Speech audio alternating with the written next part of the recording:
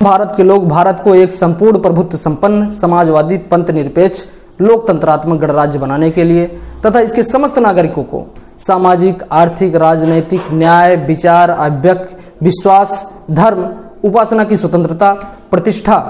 और इन सब में समता के अवसर प्रदान करने के लिए तथा इन सभी के बीच में व्यक्ति की गरिमा और राष्ट्र की एकता और अखंडता को सुनिश्चित करने वाली बंधुता को बढ़ाने के लिए आज हम 26 नवंबर 1949 को भारत के संविधान को आत्मार्पित और समर्पित करते हैं। भारत के संविधान की प्रस्तावना में किसी भी व्यक्ति को गरिमापूर्ण जीवन जीने का अधिकार है। इसी के साथ साथ हमें यह बात ध्यान में रखना चाहिए कि हमें जो आज़ादी मिली हुई है, अनुच्छेद 19 में हमें अभिव्यक्ति की आज़ादी मिली है, लेकिन उस पर एक तर्कयुक्त प्रतिबंध भी लगाया गया है। यह आज़ादी इतनी ज़्यादा नहीं है कि हम किसी दूसरे के इज्जत पर, किसी दूसरे व्यक्ति पर जो है असत्य कथनों के आधार पर लांछन लगा सके। इसलिए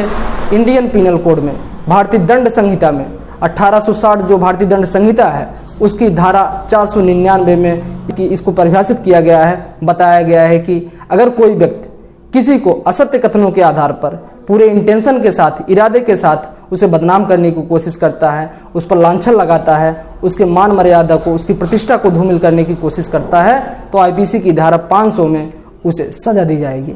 साथियों, बहुत सारे ऐसे मामले आते हैं सोशल मीडिया के माध्यम से, इंटरनेट के माध्यम से, क्योंकि बदलते हुए दौर में इंटरनेट और सोशल मीडिया आज सबकी ज़रूरत बन चुकी है। लेकिन इसी के साथ साथ यह प्लेटफार्म एक ऐसा प्लेटफार्म है जिस पर लोगों को एक दूसरे के ऊपर लांछन लगाने की जो है, बाला साहब ठाकरे जो कि शिवसेना के प्रमुख थे, उनके ऊपर जो है जब उनकी डेथ हुई थी, उनकी मृत्यु के उपरांत जब बहुत बड़ा काफिला जो है मुंबई में निकला तो एक लड़की ने उन पर टिप्पणी कर दी। इंफॉर्मेशन टेक्नोलॉजी 2000 की धारा 66A के तहत उस लड़की पर कार्रवाई की गई। इसके बाद बहुत सारे ऐसे मामले आए, ममता बनर्जी के ऊपर कार्टून बनाया गया। इसके बाद जो है तमाम प्रकार के ऐसे बीच में ऐसे सोशल मीडिया के माध्यम से भड़काने का जो है कार्य किया गया, जिस पर जो है आईपीसी की धारा के साथ साथ, मानहानि के साथ साथ, उसके साथ साथ आईटी एक्ट की जो धारा है 66 है, 67 है, उसके तहत जो है कई जगह कार्रवाई की गई। साथियों, आज हम इसी मुद्दे पर बात करेंगे कि मानहानि क्या है। 499 में, आईपीसी की धारा 499 इस बात का डेफिनेशन दिया गया है कि अगर कोई व्यक्ति अपने पूरे इंटेंशन के साथ असत्य कथनों के आधार पर किसी व्यक्ति को की प्रतिष्ठा को धूमिल करने के उद्देश्य से अगर यह करता है, आईपीसी की धारा 501 में जो है प्रावधान किया गया है कि अगर कोई व्यक्ति उसको जो है बनाने का कार्य करता है, किसी व्यक्ति को की छवि को जो है उसकी मान और प्रतिष्ठा को जो धूमिल करने के लिए अगर वह सामग्री को बनाता है, उसको क्रिएट करता है और उसको बेचता है, तो उसके लिए भी सजा का प्रावधान किया गया है। अर्थात हमें ऐसी बातों से जो है बचना चाहिए। मानहानि का आरोप लगाने पर व्यक्ति को 2 प्रकार से सजा दी जाती है, सिविल प्रोसीजर के तहत और क्रिमिनल प्रोसीजर के तहत। एक ऐसी धारा है 499 जिसमें दोनों प्रक्रिया के तहत सजा दी जा सकती है। क्रिमिनल प्रोसीजर में उस व्यक्ति को जेल हो सकती है तथा जुर्माना दिया जाए, लेकिन सिविल प्रक्रिया में उसे कंपनसेशन मिल सकता है। जैसे अगर कोई व्यक्ति कोई व्यवसायिक प्रतिष्ठान चला रहा है, उसको धूमिल करने का प्रयास किसी व्यक्ति ने असत्य कथनों के आधार पर पूर्ण इरादे के साथ अगर किया है, तो उस व्यक्ति को पर अगर आरोप लगता है, अभियोग लगता है और सिविल प्रक्रिया के तहत लगता है, तो निश्चित रूप से वो कंपनसेशन दे करके जो है, एक क्षतिपूर्ति दे करके जो है उससे निपटारा जो है किया जा सकता है।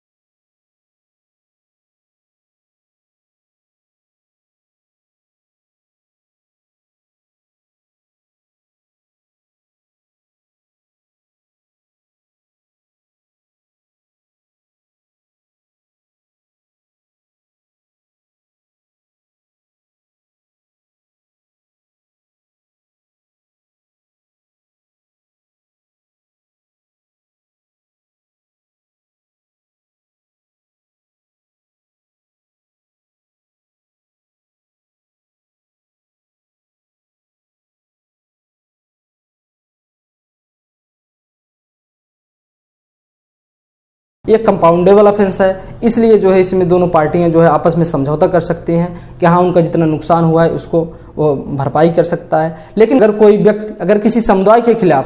अगर कोई व्यक्ति मानहानि करता है, जैसे किसी समाज के बारे में, क्षेत्र के आधार पर, किसी धर्म के आधार पर, भाषा के आधार पर, तो उसे 153A के तहत उस पर मामला दर्ज किया जाता है। 153A में किसी समुदाय को भड़काने का, जिससे अशांति हो सकती है,